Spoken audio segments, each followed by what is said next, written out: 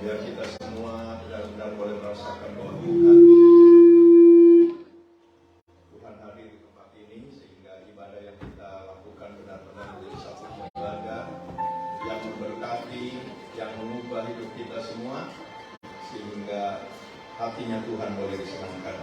Bapa dalam sorga, kami mengucap syukur kepada Tuhan buat pagi yang indah ini, pagi di mana Kau melihat setiap umat-Mu sudah hadir di tempat ini, Tuhan.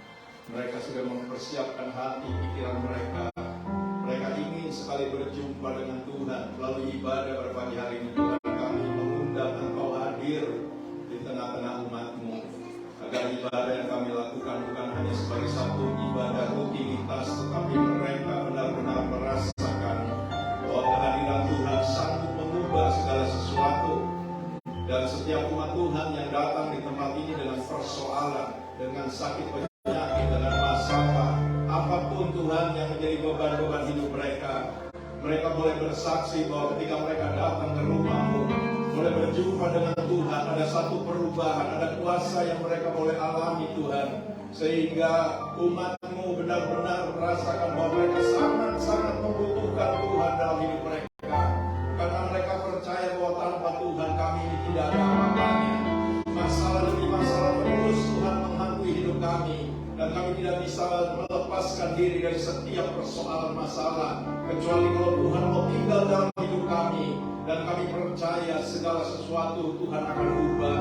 Terima kasih Tuhan, terima kasih. Hamba-Mu berdoa bagi setiap pelayan Tuhan yang ambil bagian dalam pelayanan. Urapi hidup mereka Tuhan, mulai dari backup singer, pemimpin pujian, pemain musik, kolektan, usher, bahkan Tuhan setiap hamba-hamba-Mu yang benar-benar mengambil bagian pelayanan meja.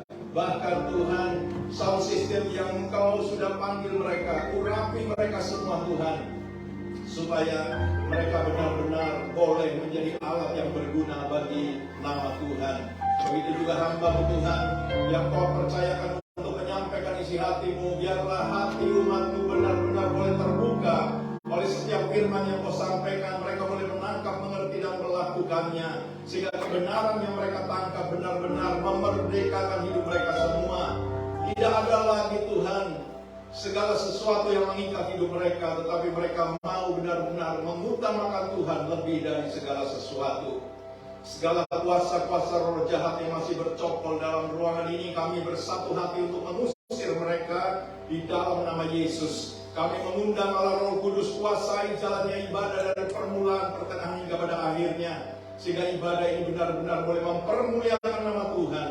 Dan biarlah banyak jiwa-jiwa benar-benar boleh diselamatkan. Hamba-Mu berdoa bagi guru-guru sekolah minggu, Tuhan terus urapi mereka, berikan mereka hikmat pengertian untuk mengajar anak-anak yang dari sejak kecil mengenal Tuhan. Berbahagialah setiap orang tua yang benar-benar memberikan anak-anak mereka untuk datang mencari Tuhan, sehingga dari kecil mereka diajar tentang kebenaran, tentang keselamatan, tentang Yesus, yang sekalipun mereka tidak pernah melihat, tapi mereka boleh merasakan bahwa Yesus selalu menyertai hidup anak-anak, memberkati anak-anak, karena mereka inilah yang memiliki kerajaan surga. Terpujilah nama-Mu kekal sampai selama-lamanya. Hamba serahkan hidup hamba-Mu juga Tuhan, yang sebentar Kau percayakan untuk menyampaikan isi hati-Mu. Biarlah kebenaran yang Tuhan sampaikan melalui mulut hamba-Mu boleh menjadi satu kebenaran yang berharga dalam hidup umat-Mu Tuhan, sehingga mereka tidak pernah lagi dicengkeram, dikendalikan oleh situasi dan keadaan, tetapi mereka yakin bahwa mereka sangat membutuhkan Tuhan dalam hidup mereka. Terpujilah nama-Mu kekal sampai selama-lamanya. Kami ingin memulai ibadah ini hanya di dalam satu nama yang kami kenal, yaitu nama Yesus, sebagai Tuhan dan Juru Selamat kami yang tidak pernah berubah. Dan semua kita yang akan dilawat diberkati oleh Tuhan. Mari sama-sama katakan amin, amin. Haleluya.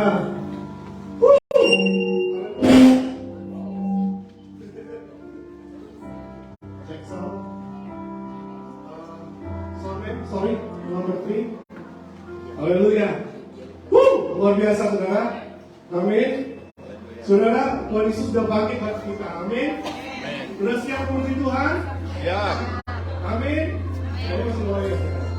Sudah siap memuji Tuhan? Amin. Haleluya.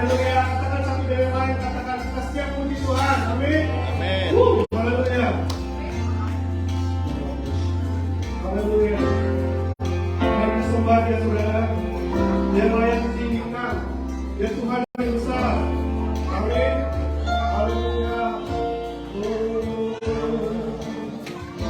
Haleluya. Sembah dia saudara. Haleluya. Terima kasih Tuhan. Haleluya. Tuhan yang besar, ajaib kuasa-Mu. Kau Tuhan yang mulia, ajaib karya-Mu. Langitku bersuka dan bumi bersorak, umatku berseru, Tuhan itu Raja. Kau Tuhan yang besar, ajaiblah kuasa-Mu. Kau Tuhan yang mulia, ajaiblah karya-Mu. Langit pun bersuka dan bumi bersorak, umat-Mu berseru, Tuhan itu Raja. Segala kemuliaan dan segala kehormatan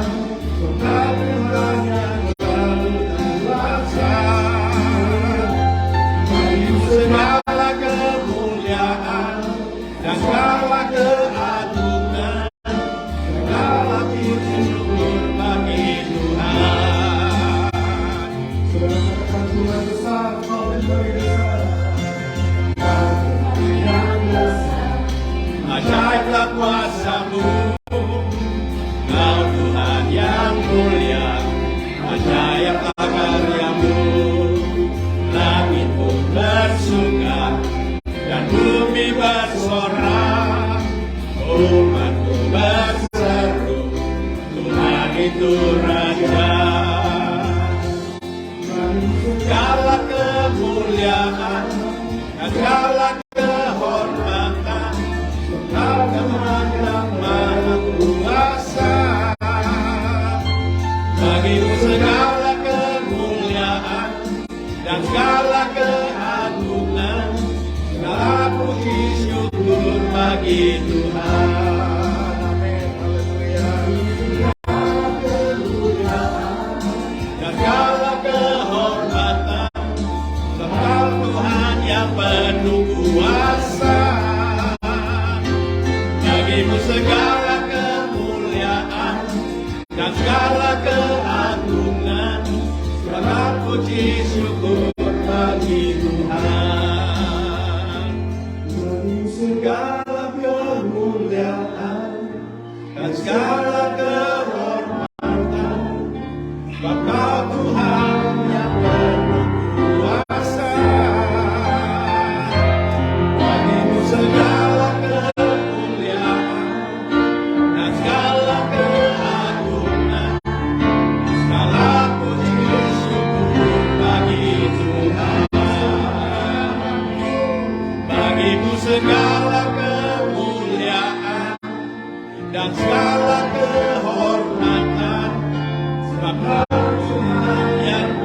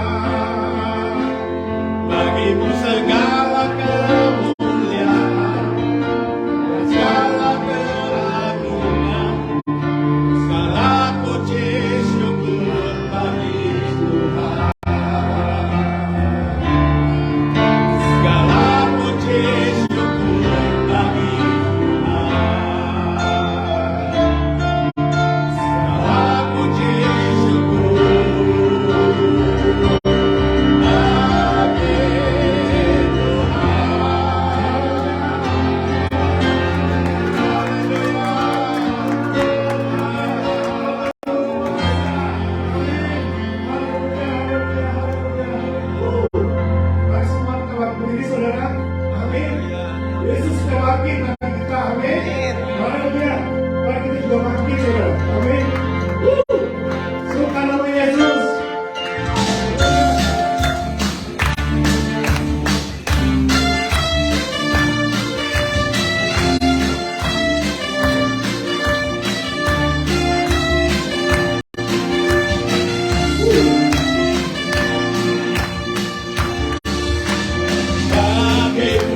Suka nama Yesus. Amin. Maju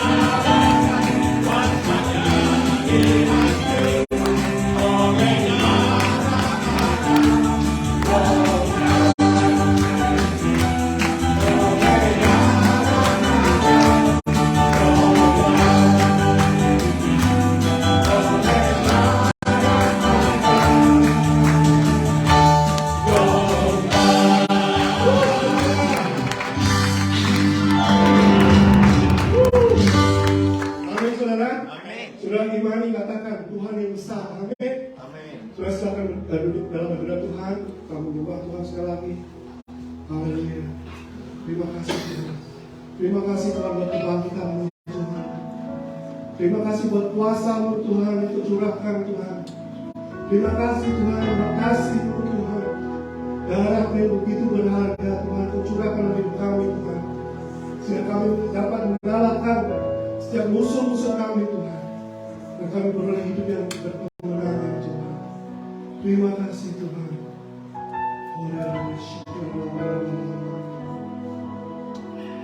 Haleluya.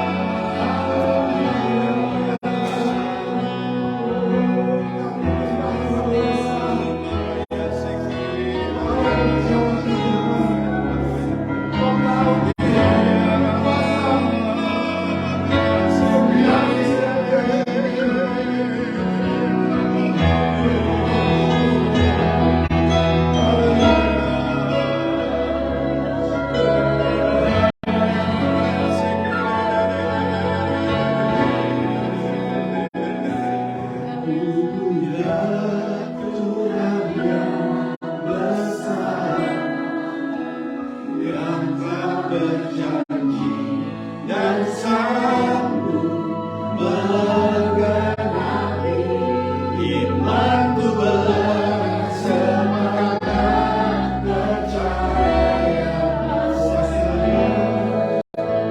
Ku terima sekarang kemenangan darimu.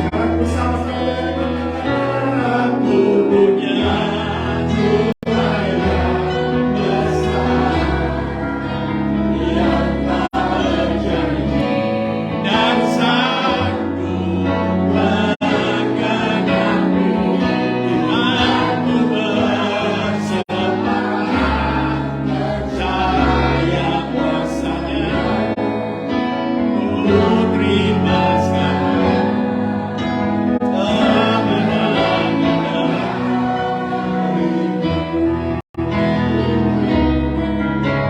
Ku terima sekarang kemenangan darimu.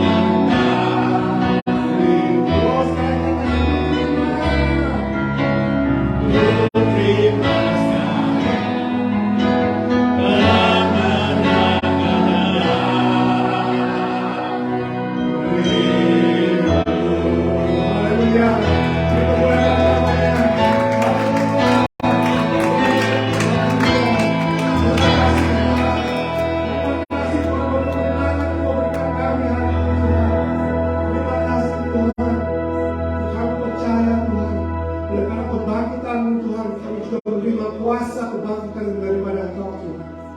Haleluya. Di dalam nama Tuhan Yesus, mari setiap kita katakan amin, amin, amin, amin. Haleluya. Kami silakan.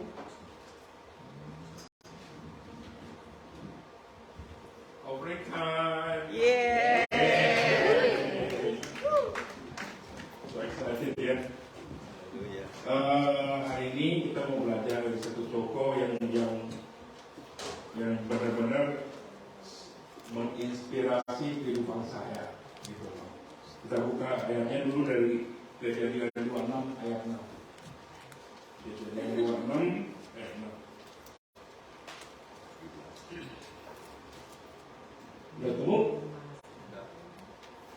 Di sini katakan bahwa jadi tinggallah Ishak di Gerar.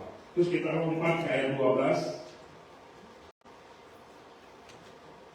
Maka menaburlah Ishak di tanah itu, dan dalam tahun itu juga ia mendapat hasil 100 kali lipat, sebab ia diberkati Tuhan. Siapa yang mau diberkati Tuhan? Wah, semuanya kasih tahu ya. Yang tidak mau diberkati angkat tangan coba. Nggak ada kan? Gitu. Semua mau diberkati Tuhan ya. Mungkin kalau misalnya saudara sekali yang pernah baca kisah ini dari Kejadian 1 sampai 35, saya berulang kali baca, saya menemukan sebenarnya sebanyak gitu. Tapi kalau misalnya saya uraikan semuanya, kayaknya nggak akan bagian khotbah gitu kan. Saya nggak mau seperti itu, saya cuma bagi dua hal aja. Pertama di ayat 6 tadi dikatakan bahwa seharusnya tadi Ishak harus maunya pergi ke Mesir gitu. Ishak mau pergi ke Mesir, tapi Tuhan bilang stop di Gerar aja. Dan Ishak taat gitu. Ishak taat. Pertama yang saya bisa ambil bahwa Ishak menaati apa yang Tuhan perintahkan. Gitu. Saya juga mengencourage buat semua yang di sini, kalau kita taat sama Tuhan, di ayat selanjutnya dikatakan bahwa berkat itu akan turun. Amin. Jika kita taat sama Tuhan. Amin. Amin. Amin. Terus yang kedua, tadi yang kita baca ayat 12, tanah Gerar itu lagi mengalami yang namanya kelaparan, kekeringan gitu. Betul? Ya kalau misalnya saudara baca gitu. Tapi di sini Ishak malah menabur. Dalam arti kata bahwa saya nggak tahu kesulitan apa yang Anda alami, kelaparan apa, kejadian apa. Tapi kalau kita tetap mau membeli sesuatu yang nggak logika, yang nggak mungkin gitu loh. Kan nggak mungkin dong orang tanah kering, kelaparan, kita menabur. Kita maksudnya ya Gimana gitu loh. Tapi itulah kalau misalnya pertama kita bilang kita taat, kita menabur dengan yang nggak mungkin, sesuatu yang di luar logika kita melakukannya, itu yang terjadi. Mendapatkan hasil 100 kali lipat sebab dia diberkati Tuhan. Ayat 13 tuh, ayat terakhir tuh. Dan orang itu menjadi, orang itu siapa saudara? Ishak. Menjadi kaya, bahkan kian lama kian kaya, sehingga ia menjadi sangat kaya. Wow, gitu loh. Taat. Kedua, mau menabur di tempat sesuatu yang kelihatannya itu nggak mungkin, gitu loh. Nggak mungkin bisa bertumbuh, nggak mungkin bisa sesuatu yang di luar dia logika kita, gitu. Tapi inilah hasil. Makanya saya bilang, saya belajar dari orang ini, gitu. Saya mau belajar dari orang ini. Kenapa memang dari Ishak kita harus belajar? Karena mentaati itu yang number one, gitu. Itu yang pertama. Ada habis saudara? Amin. Kita akan berdiri yuk. Kita akan persembahan kita. Bapa, kami mau berdoa Tuhan Yesus pada pagi hari ini Tuhan, kalau kami boleh belajar Tuhan mengenai hamba-Mu Tuhan Ishak, Tuhan Yesus, kami mau taat kepadamu Tuhan. Yang kedua, kami mau melakukan sesuatu, kami mau memberi, kami mau menabur di tempat yang dimana di luar logika kami Tuhan, yang tidak mungkin Tuhan Yesus. Tapi kami percaya Tuhan, di balik tidak mungkinan itu Engkau bekerja, Engkau memberkati Tuhan Yesus. Terima kasih Tuhan. Saat ini kami menandatangan kami, inilah persembahan kami, inilah dupa yang harum yang kami boleh persembahkan di hadapan-Mu Tuhan. Terima kasih Tuhan Yesus, kami bersyukur dan kami mau memberi yang terbaik buat-Mu Tuhan Yesus. Dalam nama Yesus kami berdoa dan syukur. Haleluya. Amin. Kami undang yang membawa persembahan. Oke, sambil persembahan. Silakan dulu kembali. Sorry. Iya. Mungkin di sini ada yang baca baru, yang baru pertama kali hadir di gereja BCC, yang tolong berdiri. Nggak ada ya? Oh, berarti tugas kita bawa jauh-jauh baru lagi ya. Gitu. Jadi suruh mereka pulang ke surga aja, suruh orang yang isi, jangan mereka yang duduk sini gitu. Ya. Oke, yang pengumuman kedua, semuanya udah isi ini ya. Udah isi ya. Kalau yang belum, minta sama Asia tolong diisi supaya kita bisa mendata. Kita bisa mendata nama Anda, nomor telepon, jadi kalau ada sesuatu kita bisa hubungi atau gimana. Terusnya kalau misalnya terbeban untuk melayani,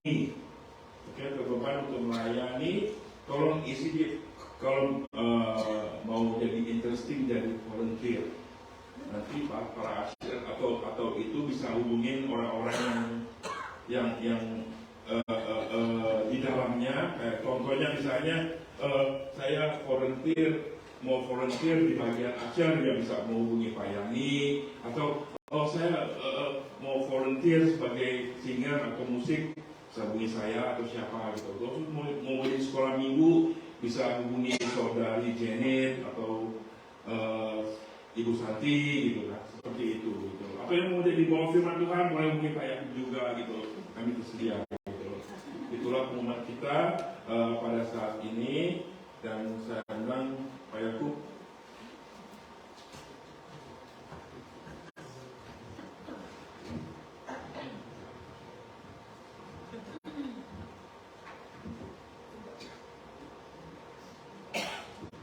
Mari saudara kita tundukkan kepala Bapa.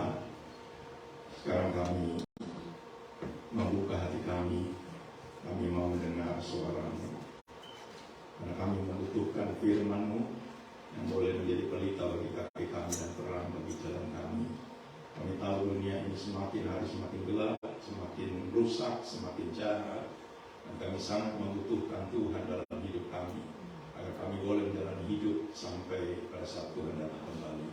Tuhan urapi kami semua, biarlah Roh Kudus boleh menolong kami agar setiap firman yang Tuhan sampaikan boleh kami tangkap, bawa pulang, kami lakukan, sehingga firman itu benar-benar boleh menghidupkan kami, memampukan kami, memberikan kepada kami kekuatan untuk menjalani hidup sampai pada saat Engkau datang kembali. Engkau berjanji untuk menjemput kami semua. Kami siap Tuhan, berbicara kepada kami karena kami mendengar di dalam nama Tuhan Yesus. Kami sudah berdoa dan mengucap syukur, dan semua kita yang akan dilawat diberkati Tuhan. Mari sama-sama katakan amin, amin, amin. Selamat pagi, shalom. Puji nama Tuhan pada pagi hari ini, saudaraku. Saya percaya bahwa Tuhan kita sudah bangkit, ya, dari kematian, dan tentunya pagi hari ini Tuhan ingin memberitahu kepada kita semua melalui firman-Nya bahwa setelah Tuhan bangkit, saudara harus bisa tangkap bahwa apa yang Tuhan lakukan, apa yang Tuhan katakan dalam hidup umat-Nya ketika Dia bangkit dari kematian. Ya. Pagi hari ini Tuhan ingin mengingatkan kepada kita bahwa kebangkitan Tuhan membuat saudara sebagai umat-Nya, sebagai milik-Nya, itu berharga di mata Tuhan. Pagi hari ini saudara tangkap bahwa hidupku berharga di mata Tuhan. Dan kalau saudara bisa tangkap dan saudara mulai renungkan, hidupku ini berharga di mata Tuhan. Dan kita mulai bertanya, apa yang membuat hidup saya ini berharga? Ya, ketika saya duduk dan mendengarkan banyak pujian dari orang-orang yang punya talenta untuk memuji Tuhan, seringkali banyak kata-kata yang secara pikiran kita tidak mungkin. Ya. Sampai ada kalimat perkataan, saya orang yang jahat, banyak sekali berbuat dosa. Tapi lagu ini mengingatkan, kenapa Tuhan Engkau masih mau mengasihi aku, Engkau masih mau mendampingi aku, Engkau masih mau menyertai aku. Kalimat-kalimat lagu-lagu yang saya dengarkan ini benar-benar bisa menjamah hati kita. Oleh sebab itu pada pagi hari ini saya begitu yakin bahwa saudara semua bisa menangkap kebangkitannya Tuhan, mengingatkan kepada kita semua yang hadir di tempat ini bahwa hidupmu berharga di matanya. Ini kalimat kebenaran ini berbicara kepada Israel, yaitu Yakub, ya, kepada umatnya, kepada saudara sebagai Israel rohani, bahwa ternyata kita harus bisa merasakan dan percaya dengan iman yang saudara miliki bahwa benar hidupku ini berharga di matanya. Dan kalau itu menjadi satu keyakinan, menjadi satu kebenaran, perlu kita tanyakan, apa yang menyebabkan kita berani berkata dengan kebenaran firman yang kita tangkap bahwa ini Tuhan yang ngomong. Tapi perlu kita pertanyakan, apa yang membuat sampai Tuhan berani berkata bahwa hidupmu berharga di mataku. Ya. Saya percaya saudara mungkin sedikitnya sebelum saya lanjutkan ini punya satu jawaban di dalam hidup pengiringan kita kepada Tuhan. Ternyata saudara, ketika firman Tuhan ini Tuhan sampaikan, dan saya terus mulai mencari apa yang menyebabkan, ya, hidup kita ini berharga. Padahal kita berani jujur mengaku bahwa seringkali masih banyak hal yang kami lakukan tidak sesuai dengan apa yang Tuhan mau. Karena kita masih hidup di dalam daging, ya, kita tidak usah malu. Seringkali sikap hidup kita, tingkah laku kita, ucapan kita masih terkadang menyakitkan hati sesama. Ya, apa yang kita lakukan kadang-kadang belum tentu yang menyenangkan hati Tuhan. Mungkin bisa menyenangkan manusia, tapi belum tentu menyenangkan hati Tuhan.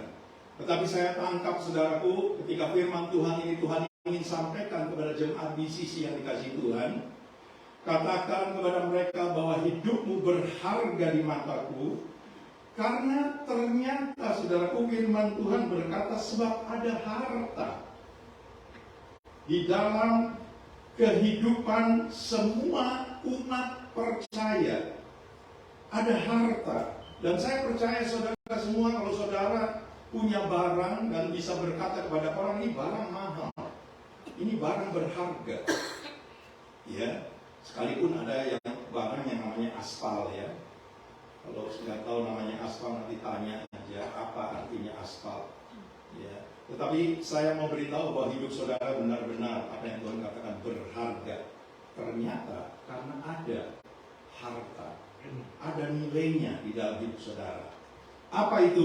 Firman Tuhan berkata di dalam Efesus, dengarkan baik-baik, ini yang membuat hidup saudara berharga. Jangan terlalu dengar kata manusia. Ya, bagaimanapun hidup kita banyak kekurangan, ya belum bisa menyenangkan hati Tuhan, tapi jangan pernah putus asa. Saudara harus berjuang. Karena ini firman Tuhan sampaikan, dan Tuhan sangat-sangat mengetahui sampai kedalaman hati saudara dan saya. Firman Tuhan berkata, Efesus 1 ayat 7, kenapa sampai hidup kita ini berharga di mata Tuhan? Alkitab berkata, sebab di dalam dia dan oleh darahnya kita beroleh penebusan. Jadi pertama, hidup kita ini berharga di mata Tuhan karena ada penebusan yang Tuhan sudah lakukan di dalam hidup setiap kita.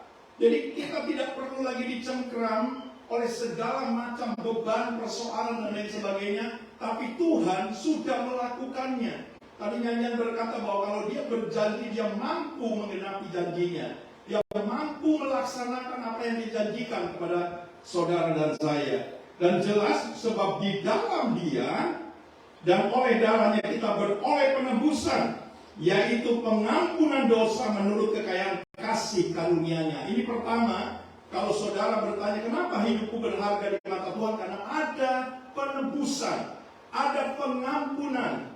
Seperti barang, kalau kita membaca firman ya, di dalam Yesaya dikatakan seorang tukang periuk apabila di tangannya ada sebuah bejana yang rusak, dia tidak buang itu, tapi dia hancurkan, dia olah kembali, dan dia buat bejana lain sesuai dengan apa yang dia mau.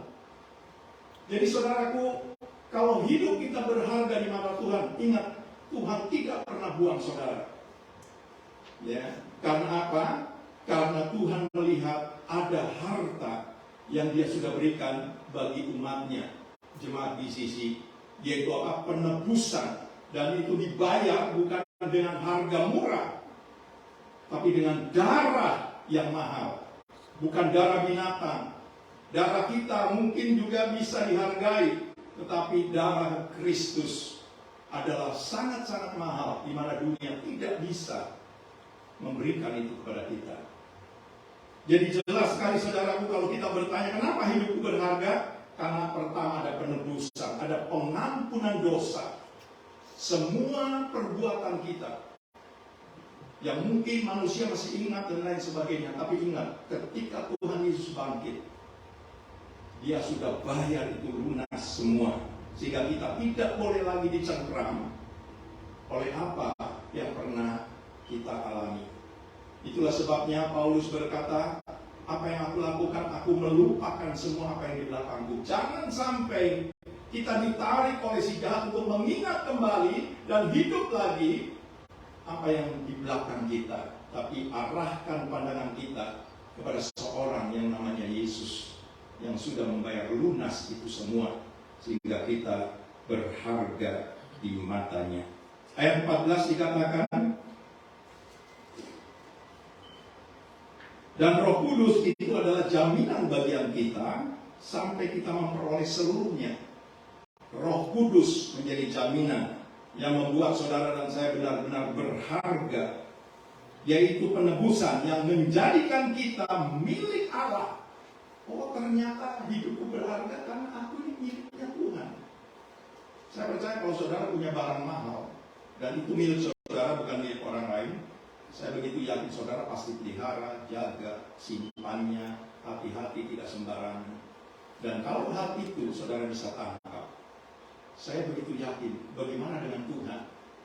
saudara bisa alami bahwa Tuhan juga mampu memelihara hidup saudara sebagai sesuatu yang berharga. Kenapa? Karena dia mau tumpahkan darahnya. Dia tinggalkan tahtanya, lepaskan mahkotanya, dan Alkitab di dalam ini di pasal 2 ayat 6-8 berkata, dia turun ke dalam dunia. Kenapa dia tidak turun dengan keadaannya sebagai raja di atas segala raja? Karena tidak mungkin bisa diterima. Dia turun dan mengambil rupa seperti saudara dan saya, dan merendahkan diri dan taat sampai mati di atas kayu salib. Dan dia sudah menebus, mengampuni segala dosa kita, dan menjadikan kita milik kesayangannya. Itulah sebabnya kita sekarang tahu bahwa kalau ada orang tanya, kok Anda bisa tahu bahwa Anda berharga di mata Tuhan? Karena aku ini miliknya dia. Dia sudah bayar lunas itu semua dengan harga yang mahal, bahkan darahnya yang mahal.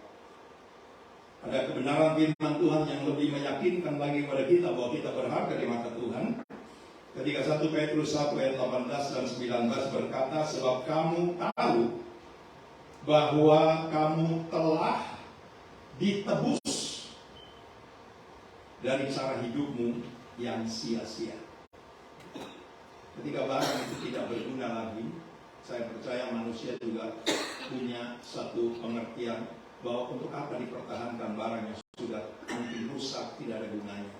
Lebih baik dibuang, ganti yang baru. Tetapi saudaraku, hidup kita ini bukan barang yang seperti apa yang kita pikirkan. Kalau sudah rusak, jelek, dibuang. Tidak. Itulah sebabnya kita bangga punya Tuhan. Sekalipun saudara dan saya tidak pernah lihat dia, tapi saudara harus aminkan bahwa dia ada di tengah-tengah kita saat ini. Itulah sebabnya ketika kita ditebus dari cara hidup yang sia-sia, yang kamu warisi dari nenek moyangmu itu bukan dengan barang yang fana, bukan pula dengan perak atau emas. Jadi ternyata saudaraku, kalau kita membeli barang kita bisa bayar dengan dolar, dengan emas dan perak, kita sudah bisa bilang itu sangat berharga. Dan sekarang ternyata hidup kita bukan dibayar dengan emas dan perak. Tetapi firman Tuhan memberitahu kepada kita, kenapa sampai hidup kita begitu berharga? Karena dibayar oleh darah yang mahal. Bukan pula dengan perak atau emas, melainkan dengan darah yang mahal. Tangkap ini saudaraku, kalau saudara menerima penebusan, ada darah yang hidup sekarang di dalam hidup kita. Sehingga kita begitu yakin bahwa hidupku benar berharga di mata Tuhan. Yaitu darah Kristus yang sama seperti darah anak domba yang tak bernoda dan tak bercacat. Oleh sebab itu saudaraku, ketika ada kebenaran firman Tuhan, dikatakan di mana hartamu berada, di situ juga hatimu berada. Dan kalau saudara tahu bahwa hidupmu berharga oleh karena ada penebusan, ada darah yang dicurahkan, dan kita ini menjadi milik Allah, kenapa sampai hati kita tidak tertuju di dalam kehidupan yang saudara sedang jalani ini, bahwa ada harta di dalam hidup saudara? Kenapa sampai kita seringkali tertarik dengan daya tarik dunia yang tidak mampu membayar hidup saudara untuk menjadikan hidup kita berharga? Oleh sebab itu saudaraku, ketika Yosua menerima ini pesan Tuhan, dan Tuhan berkata kepada Yosua, condongkanlah hatimu kepada Tuhan. Seorang pemimpin, ketika dia menerima ini pesan Tuhan dan dia alami, dia ajak umatnya untuk benar-benar supaya umat Tuhan juga bisa merasakan bahwa dia tidak hanya sebagai seorang pemimpin yang mengalami itu, tetapi dia mau bagikan kepada umat Tuhan supaya mereka juga mencondongkan hatinya kepada Tuhan. Karena ketika umat Tuhan mencondongkan hatinya kepada Tuhan, maka Tuhan mulai ikut ambil bagian di dalam hidup umat Tuhan. Dan nanti saya akan memberi contoh yang begitu jelas kenapa hati kita perlu condongkan kepada Tuhan. Sekalipun terkadang kita masih memakai logika kita, bahwa aku butuh ini, aku perlu ini, itulah yang sebabnya yang aku sedang kerjakan sekarang. Tetapi Tuhan mengingatkan, sekalipun itu tidak salah saya katakan, tetapi kalau hati kita condong pada hal-hal yang sifatnya sementara, jangan sampai pada saat kita tinggalkan dunia tidak ada sesuatu yang kita bawa. Ya, karena itu semua sifatnya sementara. Jadi jelas sekali Yosua di dalam Yosua 24, saudara nanti baca di rumah ayat 23. Ketika Yosua menerima pesan Tuhan, condongkanlah hatimu kepada Tuhan. Dan kalau saudara bisa tangkap dan saudara mulai mengambil satu sikap, menyondongkan hatimu kepada Tuhan. Dan saya berani berkata, apakah Tuhan tidak peduli dalam hidupmu? Apakah Tuhan tidak tahu apa yang kau sedang hadapi dengan segala persoalan hidup saudara? Tetapi sering kali kita jujur, kita lebih dipengaruhi dengan segala sesuatu yang sedang terjadi dalam hidup kita. Kita lebih mengutamakan persoalan yang sedang terjadi untuk kita bisa atasi.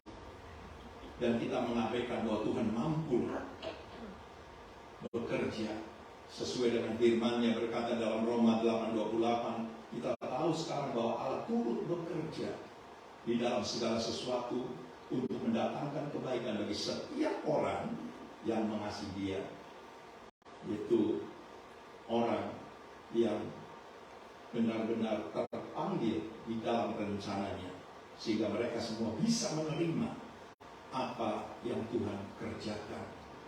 Dan saya terus berdoa supaya saudara semua benar-benar punya hati lebih tertuju kepada Tuhan daripada setiap masalah yang kau hadapi, karena Tuhan mampu mengatasi, menyelesaikan setiap masalahmu, persoalan hidupmu, sakit penyakitmu, apa saja, bahkan masa depanmu. Bukankah Tuhan berjanji bahwa aku sudah menyiapkan satu rancangan masa depan yang penuh harapan. Aku tidak merancangkan rancangan kecelakaan bagi umatku, tapi aku memberikan masa depan yang penuh harapan, rancangan damai sejahtera.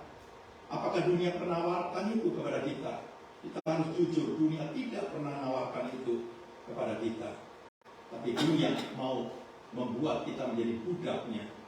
Tetapi Tuhan selalu ingin supaya saudara bisa menjadi anak-anak Tuhan yang merdeka. Bagaimana caranya? Penuhi hidup saudara dengan firman. Ketika saudara mengerti firman, maka firman itu yang akan memerdekakan hidup kita.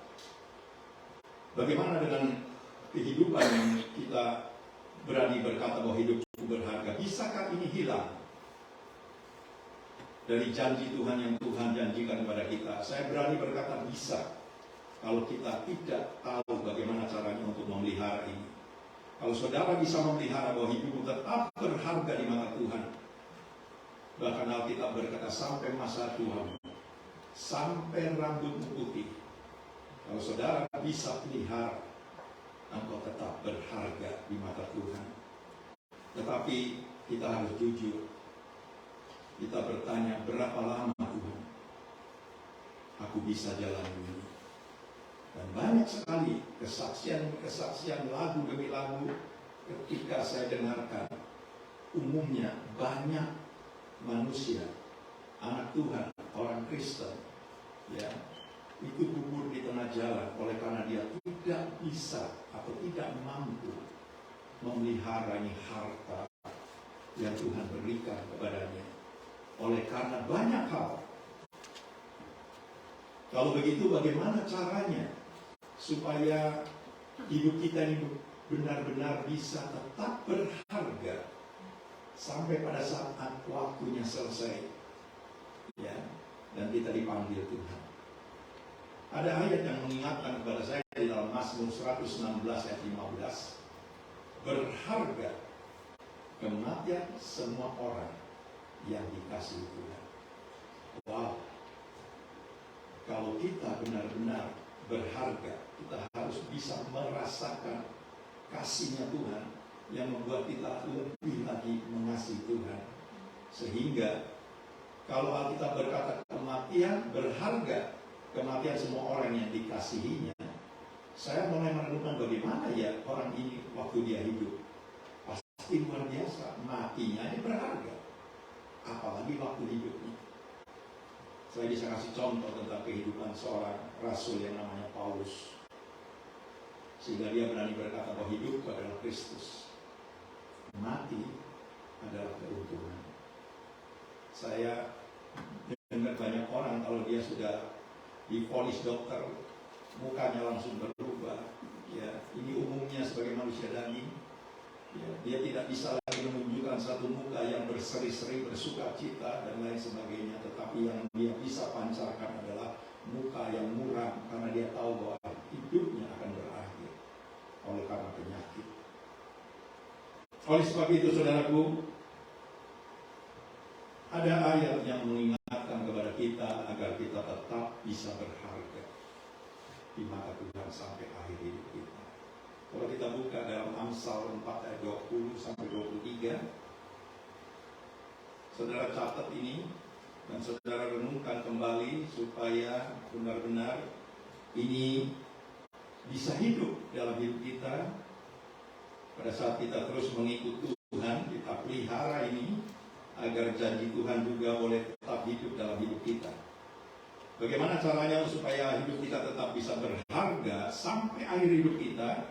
Alkitab berkata, Amsal 4 ayat 20 sampai 23, saya akan bacakan. Hai anakku, perhatikanlah perkataanku, arahkanlah telingamu pada ucapanku, janganlah semuanya itu menjauh dari matamu, simpanlah itu di lubuk hatimu, karena itulah yang menjadi kehidupan bagi mereka yang mendapatkannya, dan kesembuhan bagi seluruh tubuh mereka.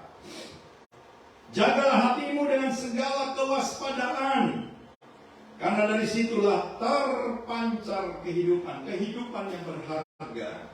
Kalau kita bisa menjaga ya setiap janji Tuhan yang saudara dan saya sudah terima, jangan dianggap pada saat saudara terima, saudara alami, habis itu besok atau lusa kita mulai lupa. Tetapi Tuhan mengingatkan, jaga itu. Ya. Bagaimana ini bisa terjadi? Walaupun ada beberapa hal yang Tuhan singgung, seringkali mata dan telinga ini sangat-sangat mengganggu, ya, sehingga kita seringkali kehilangan janji Tuhan, kehilangan harta yang berharga yang sudah kita terima daripada Tuhan, gara-gara cuma mata dan telinga yang kurang berfungsi. Tetapi apa yang Tuhan katakan ini mengingatkan kepada kita,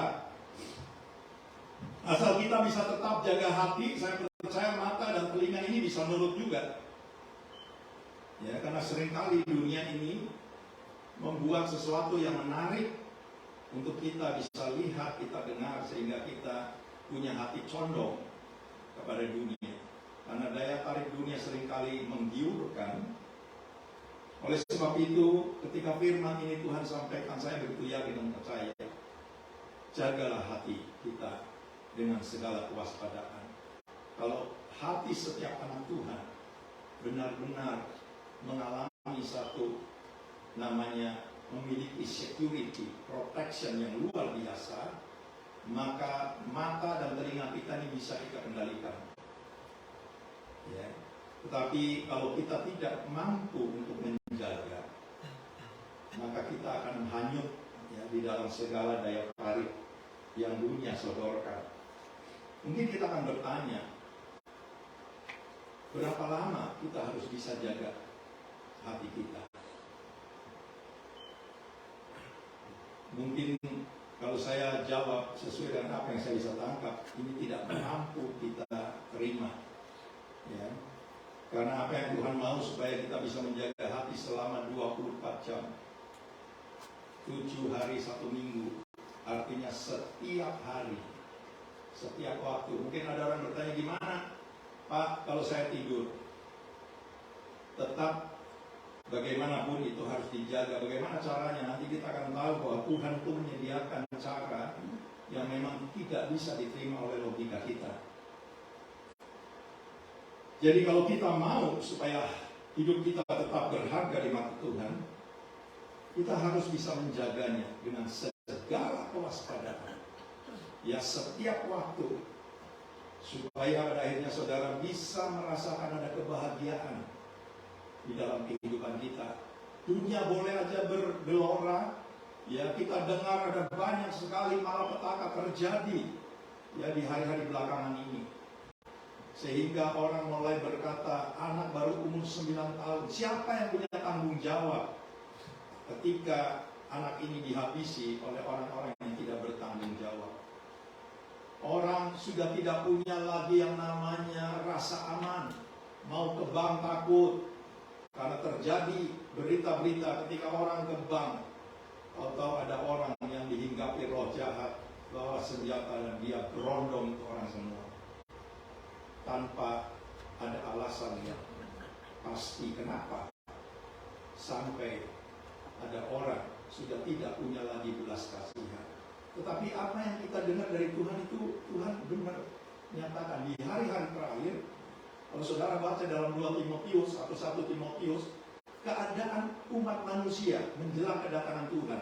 Jadi jangan sampai kita tidak tahu kalau sekarang banyak sekali terjadi hal-hal.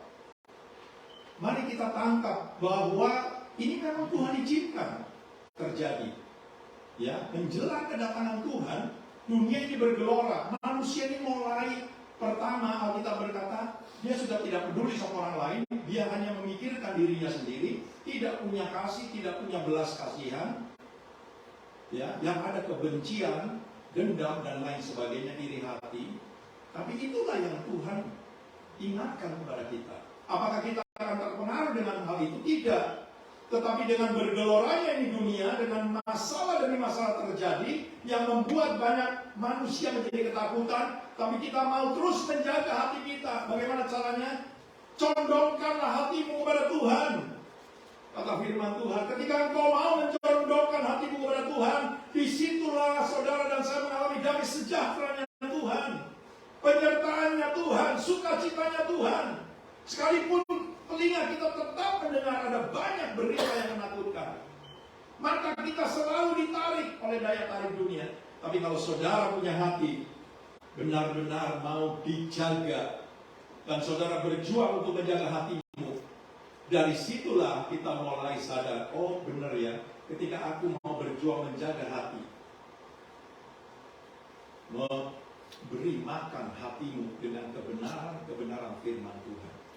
Di situ kita mulai berkata dan berani bersaksi bahwa ketika hatiku aku jaga, aku yakin bahwa hidup berharga di mata Tuhan, maka dari hati ini terpancar kehidupan. Bukan kehidupan yang dirundung ketakutan, kekhawatiran akan masa depan dan lain sebagainya, tetapi kehidupan yang kita tahu bahwa Tuhan tidak pernah berdusta. Seringkali mata dan telinga kita ini tidak berfungsi. Ya. Oleh karena apa, saudaraku? Oleh karena kita tidak mau menuruti perintah-perintah Tuhan, sehingga ini akan menyebabkan hati kita terganggu. Yesaya 29 berkata ayat 13. Yesaya 29, cepat saja saya akan baca. Yesaya 29 ayat 13 berkata, dan Tuhan telah berfirman, oleh karena bangsa ini datang mendekat dengan mulutnya dan memuliakan aku dengan bibirnya, padahal hatinya menjauh daripada aku, dan ibadahnya kepadaku hanyalah perintah manusia yang dihafalkan. Ini yang membuat satu virus yang akan mengganggu hati kita. Ya. Sehingga ketika kita tidak mau cepat obati mata yang demikian, hati yang demikian, atau telinga dan mata ini yang akhirnya membuat hati kita tidak bisa condong kepada Tuhan dan kita tidak bisa bereskan, ini virus akan menjalar dan mengganggu hati setiap kita. Bahkan di dalam Kisah Rasul 28, ini yang Tuhan ingatkan, dan ini perkataan sebetulnya memang tidak enak bagi umat Tuhan, tetapi saya begitu percaya bahwa ini Tuhan ingatkan kepada kita semua supaya kita menjaga hati kita. Ya. Kisah Rasul 28 ayat yang 26 dan 27, saya akan baca, dengarkan baik-baik. Pergilah kepada bangsa ini dan katakanlah, kamu akan mendengar dan mendengar namun tidak mengerti. Kamu akan melihat dan melihat namun tidak menanggap, sebab hati bangsa ini telah menebal.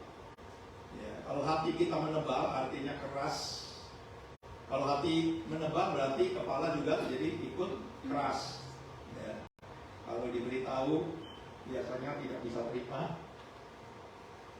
Dan yang membuat ini menjadi menular ketika hati menebal, kepala keras, terus hatinya mulai terjangkiti yang namanya sakit hati, kecewa, ya, dan lain sebagainya. Dan ini sangat merusak di dalam kehidupan kita dalam mengikut Tuhan. Oleh sebab itu firman ini disampaikan kepada Israel, kamu akan mendengar dan mendengar namun tidak mengerti, kamu akan melihat dan melihat namun tidak menanggap, sebab hati bangsa ini telah menebal dan telinganya berat mendengar dan matanya melekat tertutup, supaya jangan mereka melihat dengan matanya dan mendengar dengan telinganya dan mengerti dengan hatinya lalu berbalik sehingga aku menyembuhkan mereka. Hati yang dijaga ternyata menjadi obat loh. Dengar baik-baik. Kalau hati saudara benar-benar harus dijaga, pertama saudara tetap berharga di mata Tuhan. Dan yang berikutnya, saya bisa tangkap bahwa ketika hatimu dijaga merupakan satu obat yang manjur.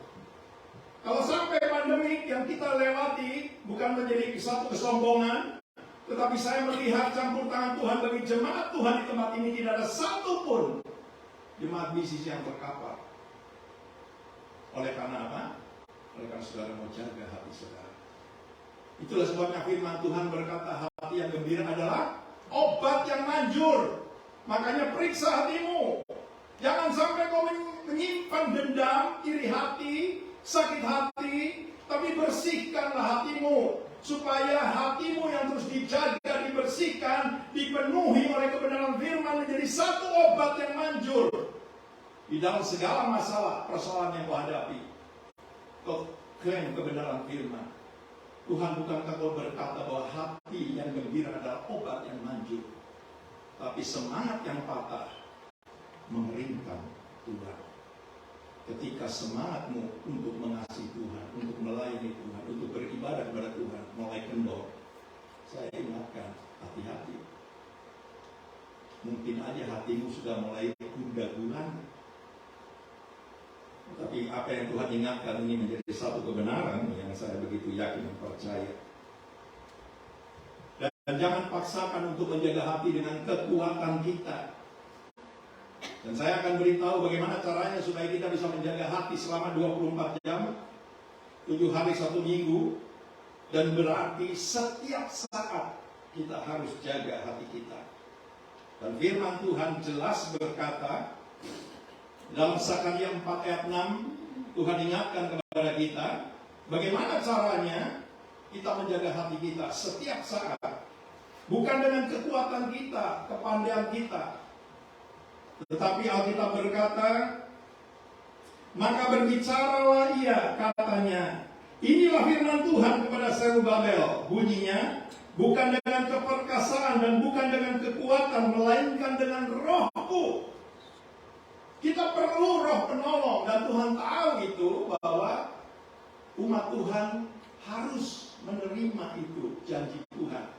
Dan itu sudah Tuhan katakan sebelum dia kembali kepada Bapa, 40 hari lamanya setelah kebangkitannya dia berjumpa dengan murid-muridnya dan memberikan ini pesan, tunggu di Yerusalem sampai aku minta kepada Bapa dan mengutus itu penolong untuk menyertai kamu.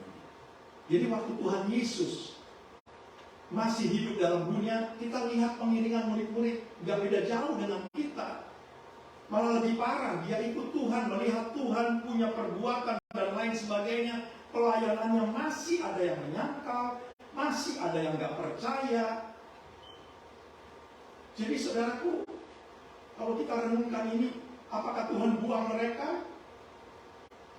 Tetapi saudara bisa tangkap bahwa Tuhan memuji hidup saudara. Sebagai umat Tuhan yang berani percaya tanpa harus melihat. Kita tidak pernah lihat kehidupan fisiknya Tuhan. Dan kalau saudara bisa menangkap firman dan melakukannya, saya begitu yakin saudara ini lebih dari murid-murid Tuhan yang waktu itu dia ikut Tuhan, melihat perbuatannya Tuhan yang begitu dahsyat, ajaib, kesembuhan demi kesembuhan terjadi, orang mati dibangkitkan, orang buta melihat, orang tuli mendengar, orang timpang berjalan, orang kusta ditahirkan, dan kita tidak melihat secara fisik. Tapi kenapa mereka? Ada yang menyangkal, ada yang tidak percaya. Bahkan pada saat kebangkitan Tuhan, seorang murid yang namanya Thomas. Ada yang namanya Thomas di sini? Gak ada. Tommy? Gak ada. Puji Tuhan. Sampai Thomas berkata, kalau aku tidak mencucukkan jariku di dalam tangannya yang berlubang, di dalam lambungnya yang ditobak, sekali-kali aku tidak akan percaya. Wow. Kalau manusia bilang, ya sudah, nggak percaya sudah, nggak usah datang lagi lah. Mungkin begitu ya. Tapi Tuhan membuktikan bahwa Dia sangat mengasihi murid-muridnya. Tuhan mengasihi saudara. Dan dalam waktu 40 hari Tuhan selesaikan semua apa yang Dia dengar untuk menjamin setiap murid-muridnya dan setiap orang yang percaya, membuktikan bahwa Dia hidup. Dia adalah Allah yang benar. Jadi saudara jangan sampai dikelabuin kalau ada Allah lain bisa bikin mujizat. Dan Alkitab berkata nanti, dengar baik-baik, nanti kita akan diperhadapkan. Kalau dari sekarang saudara tidak mau jaga hati, terus hatimu dipenuhi oleh kebenaran firman Tuhan untuk bisa membedakan, jangan sampai kita akan menjadi korban. Karena nanti akan kita diperhadapkan dua pribadi yang sama dan dia bisa melakukan sama. Dan nanti kita ditanya mana yang Tuhan, mana yang iblis. Saudara dengar hari ini, cara membedakan saudara punya Tuhan. Sekalipun jangan juga ngikutin apa yang Thomas ngomong, tapi cukup percaya dengan pada. Ya, kenapa sampai Tuhan mencela itu orang-orang yang mencari Tuhan? Ketika mereka mencari Tuhan di dalam Yohanes 6, ya toh, ayat 26 dan 27, 3 hari Tuhan kami mencari Engkau sampai kami lupa makan. Harusnya dipuji sama Tuhan. Tapi Tuhan mencela, kamu mencari aku karena kamu tidak melihat, bukan melihat Anda. Tapi kamu mencari aku karena perutmu lapar. Jadi yang dicari apa? Makanan, jasmani, berkat, dan lain sebagainya.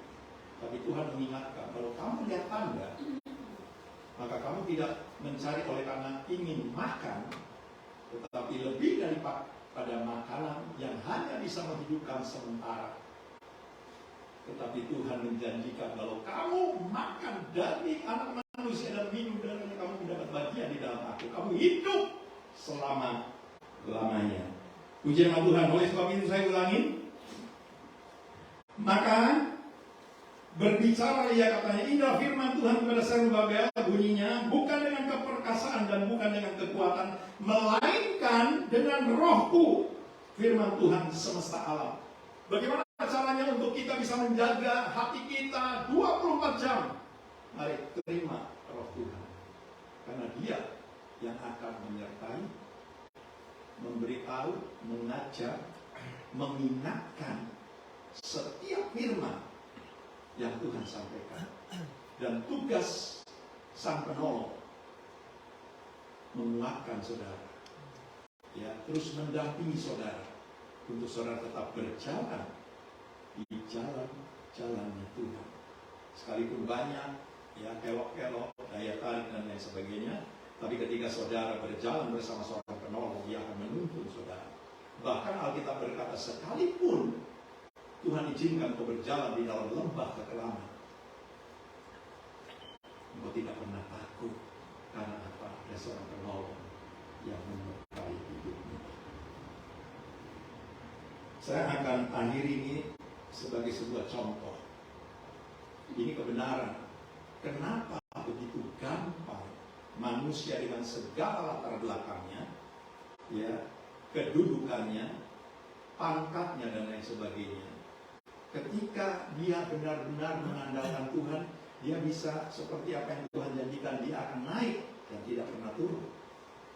Dia akan menjadi kepala dan bukan ekor. Ketika seseorang bisa menjaga hatinya sesuai dengan apa yang Tuhan inginkan, dia akan terus naik. Dia akan terus berjalan bersama-sama dengan Tuhan.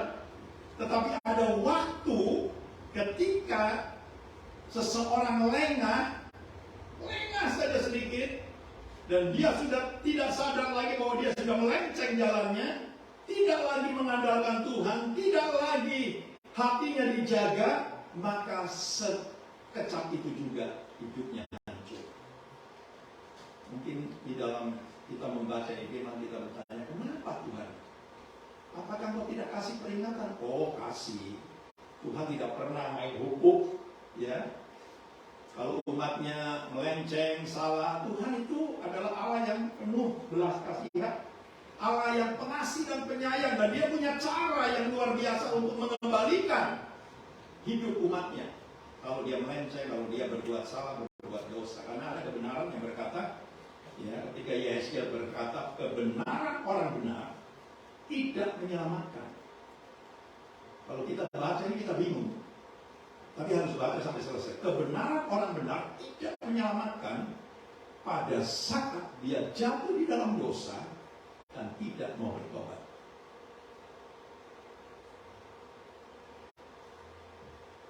Kesalahan, kejahatan orang jahat tidak membuat dia binasa ketika dia mau bertobat kepada Tuhan. Jadi apa yang kita mau pikirkan? Apakah kita masih mau dikelabui oleh iblis? Kita jujur berkata kita ini manusia penuh dengan hal-hal yang tidak baik. Tapi ketika saudara mau datang kepada Tuhan dan saudara mau tangkap ini firman dan klaim, Tuhan, bukankah Kau yang berjanji? Kau tidak pernah ingat-ingat dosaku, pelanggaranku, kejahatanku. Kau tidak pernah ingat. Ketika saudara mau menjaga hati, saudara mau datang kepada Tuhan, itu yang menjadi satu pegangan. Saya akan ajak saudara melihat bahwa kenapa seseorang kok begitu gampangnya, padahal dia mengalami janji Tuhan, penyertaan Tuhan luar biasa, kok begitu cepat hilang begitu saja. Karena firman Tuhan berkata, coba kita lihat dulu di dalam Mazmur 16.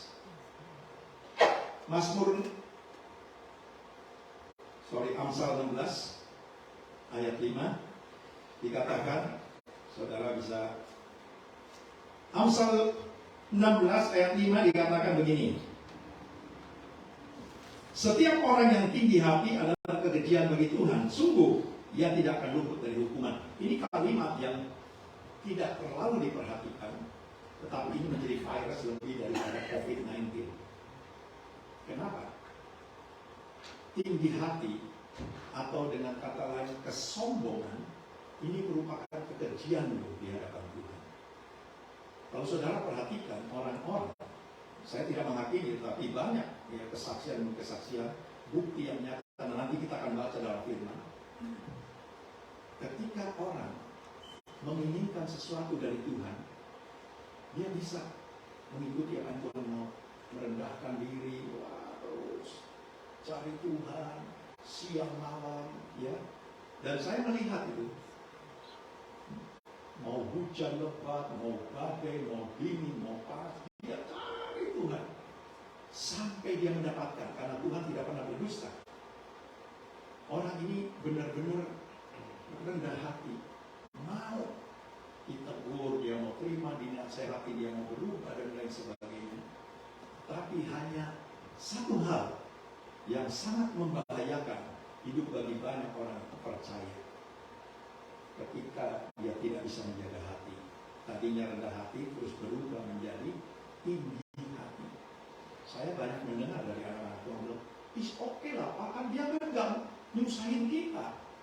Kalau dia sombong itu kan duitnya dia. Saya sering dengar. Kalau dia mau begini begitu, kan itu tidak mengganggu kita. Tapi kalau saudara mencoba, ya silakan aja. Tapi ketika saya membaca di firman, ini satu penyakit yang sangat-sangat berbahaya dalam kehidupan gereja Tuhan, umat Tuhan. Ketika kita tidak bisa menjaga hati. Karena firman Tuhan jelas berkata bahwa setiap orang yang tinggi hati, sombong, adalah kekejian bagi Tuhan. Sungguh ia tidak akan luput dari hukuman. Bahkan 1 Petrus 5 ayat 5 berkata, aku benci orang yang congkak, tetapi aku mengasihi orang yang rendah hati. Ada banyak anak Tuhan ketika dia menginginkan sesuatu dari Tuhan, dia bisa lakukan itu.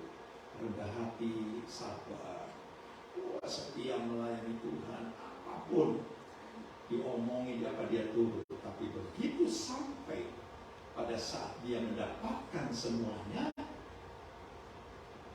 lupa semua. Kata lupa, seringkali kita dengar, mungkin dia lupa Pak, oke, lupa. Tapi ternyata itu sangat-sangat berbahaya. Oleh sebab itu saudaraku, saya akan memberikan contoh sebagai penutup dari khotbah saya. Seorang yang luar biasa diberkati Tuhan, apa saja yang dia perbuat berhasil. Tapi hanya, seperti debu yang lewat tilang itu, kita tidak pernah lihat lagi. Dan ini jangan sampai terjadi dalam hidup kita. Saya akan buka di dalam 2 Tawari. Mari saudara perhatikan, saya akan baca cepat saja. Saudara tangkap ini. Gara-gara cuma tinggi hati.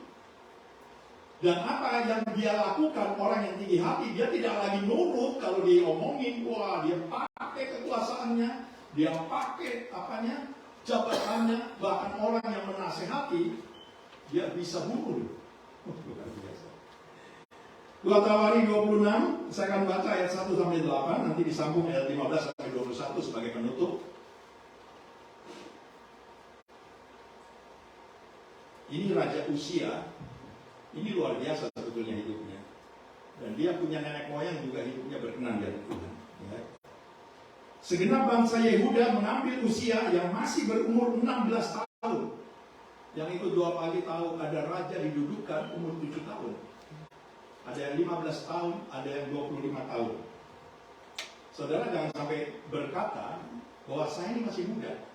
Saya tidak bisa melayani Tuhan, memimpin ini, memimpin itu. Bagaimana kebenaran firman yang Paulus sampaikan kepada Timotius? Jangan ada orang yang menganggap kamu muda. Ya. Kamu tidak bisa karena kamu muda. Tapi jadilah teladan. Jadi Paulus mengajar Timotius itu benar-benar jangan sampai kamu, kalau orang bilang, kamu mah jangan sok-sokan masih muda. Saudara harus minta supaya saudara bisa dipakai Tuhan. Walaupun saudara muda, kurang pengalaman. Tapi ingat, Tuhan melihat hati. Tuhan tidak melihat talentamu, kepandaianmu. Tetapi kalau engkau punya hati, mau dibentuk oleh Tuhan, Tuhan bisa bekerja.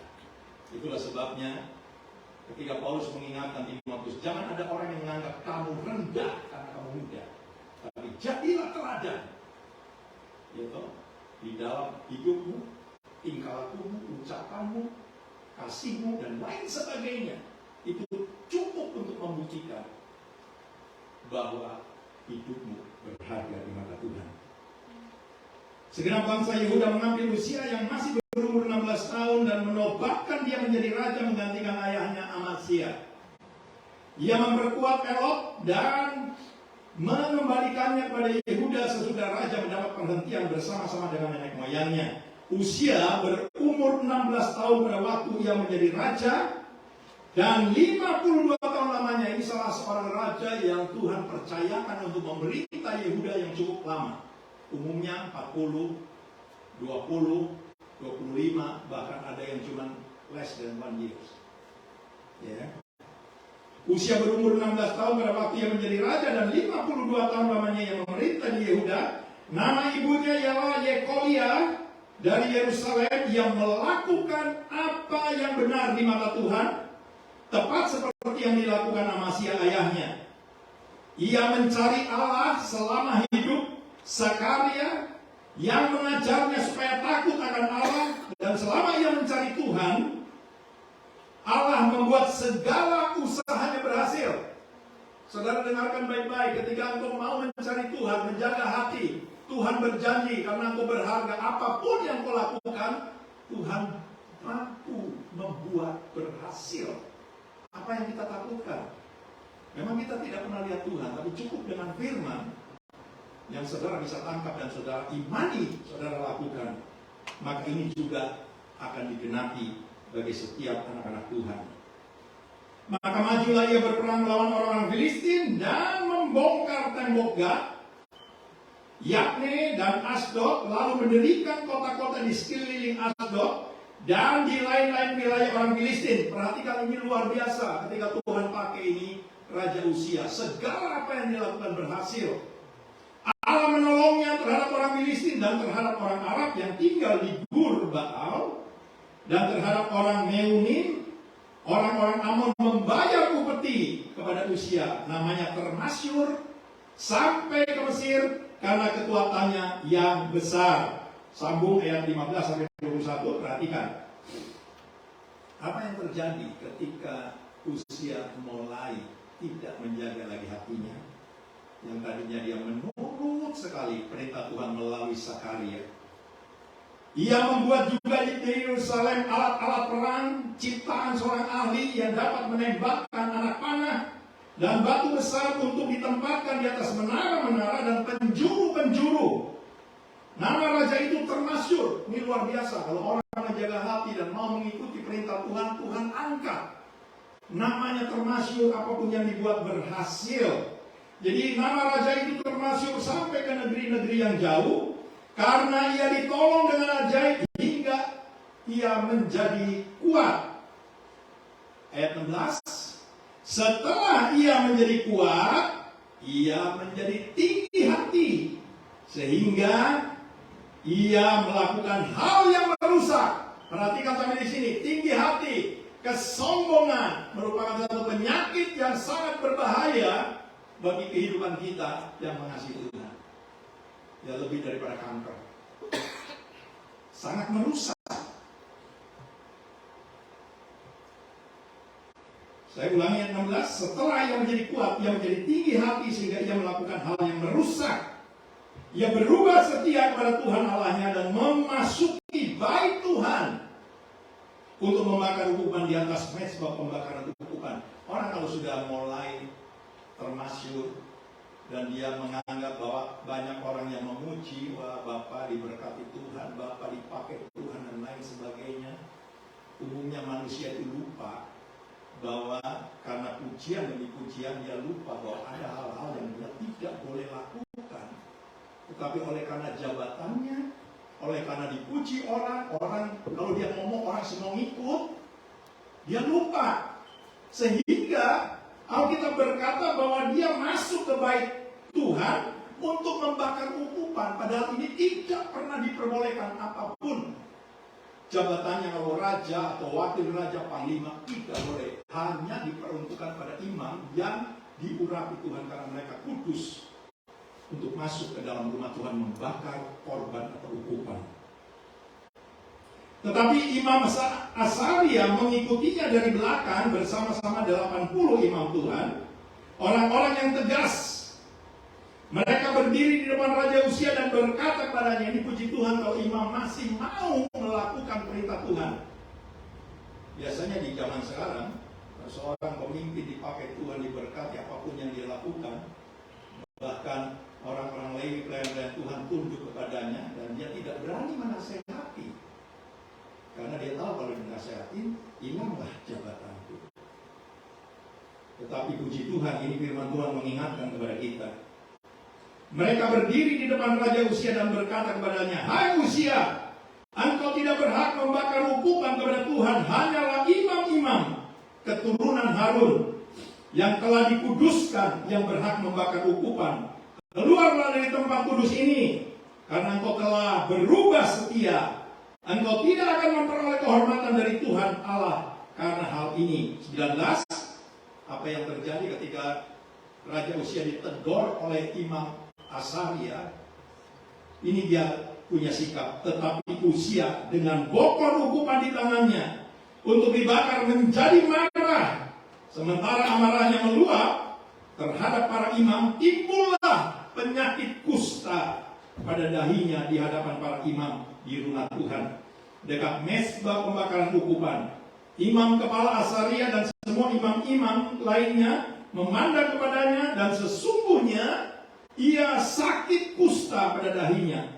Cepat-cepat mereka mengusirnya dari sana, dan dia sendiri tergesa-gesa keluar karena Tuhan telah menimbulkan atau menimpakan tulah kepadanya. 21, Raja Uzia sakit kusta sampai kepada hari matinya, dan sebagai orang yang sakit kusta ia tinggal dalam sebuah rumah pengasingan karena ia dikucilkan dari rumah Tuhan. Dan Yotam anaknya mengepalai istana raja dan menjalankan pemerintahan atas rakyat negeri itu. Tinggi hati, sombong. Dengar baik-baik, jangan sampai ada di dalam hidup kita. Kita minta sama Tuhan, Tuhan, jauhkan kesombongan, iri hati, congkak, tidak pernah menghargai orang lain, tidak pernah bisa mengasihi orang lain, tidak pernah bisa memaafkan, mengampuni. Ingat, ini sangat-sangat membahayakan hidup kita. Caranya bagaimana? Jagalah hati kita. Untuk bisa menjaga 24 jam, mintalah seorang penolong yang Tuhan sudah janjikan. Karena penolong ini akan menyertai, membimbing, memberitahu, menasehati. Dia tahu persis kalau kita menyimpang saja sedikit, dia tahu, dan dia akan meluruskan jalan kita supaya pada akhirnya kita sampai kepada tujuan akhir hidup kita, yaitu panggilan surgawi dari Allah di dalam Kristus Yesus. Yang percaya katakan, mari kita pasti berdiri. Saya akan ajak saudara nyanyi, minta sama Tuhan, Tuhan, biarlah firman yang kami dengar boleh hidup dalam hidup kami, rumah tangga kami, anak mantu dan cucu kami, supaya pada akhirnya kami bisa sampai pada tujuan akhir kami, yaitu panggilan surgawi dari Allah di dalam Kristus Yesus. Kita akan nyanyikan sama-sama, kita minta Tuhan penuhilah hidup kami dengan roh-Mu yang kudus, karena kami tidak mampu Tuhan. Engkau sudah berkata, jagalah hatimu dengan segala kewaspadaan, karena dari situlah terpancar kehidupan Tuhan. Dengan kekuatan kami tidak mampu Tuhan. Kita mau jujur di hadapan Tuhan, kami tidak mampu. Karena saat-saat saja ketika kami lupa, kami mulai menyimpang, kami mulai melanggar, sehingga akhirnya kalau kami tidak sadar, maka membawa hidup kami masuk ke jurang kebinasaan. Sama-sama katakan,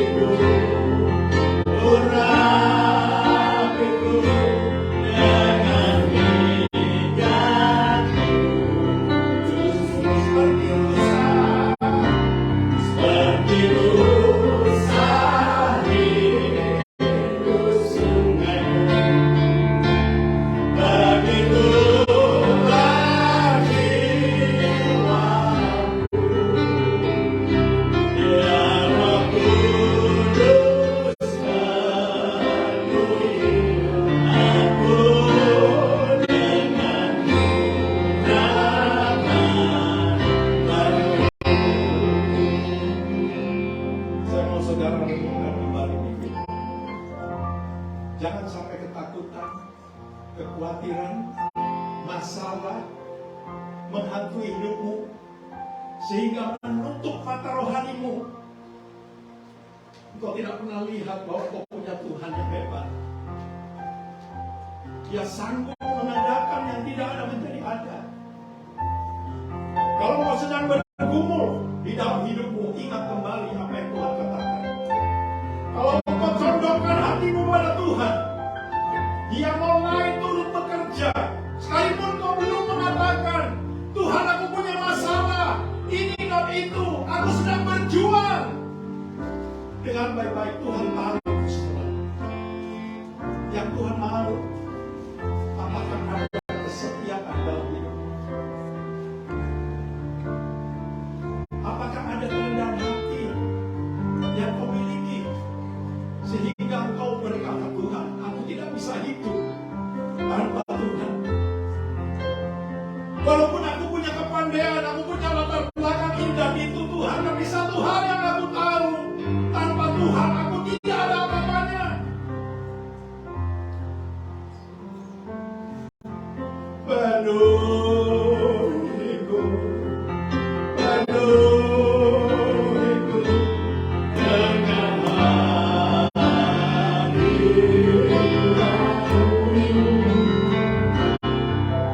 Urapiku, urapiku dengan minyakmu. Yesus, sekali lagi dengan iman angkat tanganmu. Penuhiku, penuhiku dengan hadiratmu.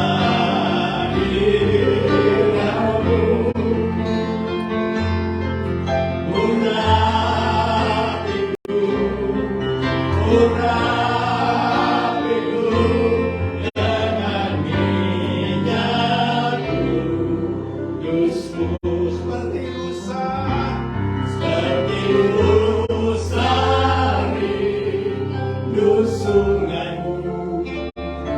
Begitu rajin laku. Ya Roh Kudus penuhi aku dengan urapan. Seperti rusa Tuhan kami, rindu sungaimu yang akan menghidupkan kami. Roh Kudus jangan ada menjauh dari hidup kami Tuhan. Karena kalau kau menjauh maka kami akan terhilang. Kami tidak mampu menjaga hati kami, Tuhan, 24 jam. Kami penolong yang kau berikan itu oleh Tuhan hidup dalam hidup kami. Sekali lagi dengan iman, haleluya, katakan. Seperti rusa rindu sungaimu. Begitu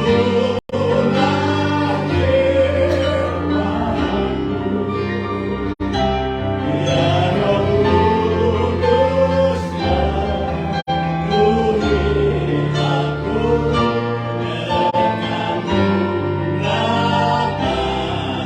dengan urapan baru, dengan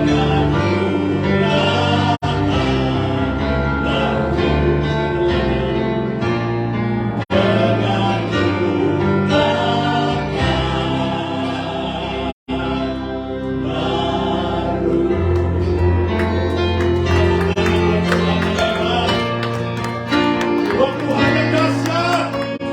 Terima kasih Tuhan. Kalau Kau sendiri berkata bahwa hidup kami berharga di mata-Mu. Kau yang sudah mengingatkan kami bagaimana cara kita memelihara hidup ini yang berharga. Terima kasih Tuhan buat firman-Mu. Meteraikan setiap firman yang Kau sampaikan dalam hidup umat-Mu di mati sisi, sehingga mereka tidak pernah lagi dicengkram oleh daya tarik dunia, tapi pandangan mata mereka selalu tertuju pada Tuhan.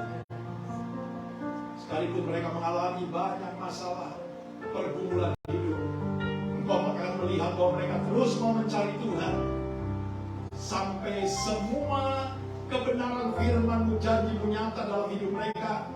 Dan jangan sampai ketika mereka menerima pertolongan Tuhan, surga yang mereka sudah terima daripada Engkau hilang begitu saja. Jangan Tuhan, biarlah belas kasihan-Mu tetap hidup dalam hidup jemaat PCC, supaya nama-Mu dipermuliakan. Saudara-saudaraku yang Tuhan kasihi, angkatlah kedua tangan-Mu dan terimalah berkat Allah Bapa kita di surga, serta kasih sayang dari anaknya Yesus yang menjadi Tuhan dan Juru Selamat saudara dan saya, dan persekutuan bersama Roh Kudus yang akan mengajar, memberitahu, menyertai, bahkan menyingkapkan segala rahasia firman mulai hari ini, besok, dan sampai Tuhan Yesus datang kembali. Dan Tuhan berjanji akan menjemput kita semua, dan Tuhan akan membawa kita untuk masuk dalam kerajaan yang mulia. Di sanalah kita akhirnya tinggal bersama-sama dengan Tuhan sampai selama-lamanya. Semua kita yang sudah dilawat diberkati Tuhan. Mari sama-sama katakan amin. Amin.